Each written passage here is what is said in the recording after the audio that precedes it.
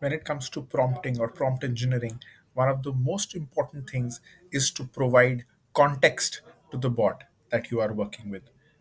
It has access to the entire internet. If you are looking for a particular type of response, you will have to give it context so that it can narrow it down accordingly. I'll give you an example.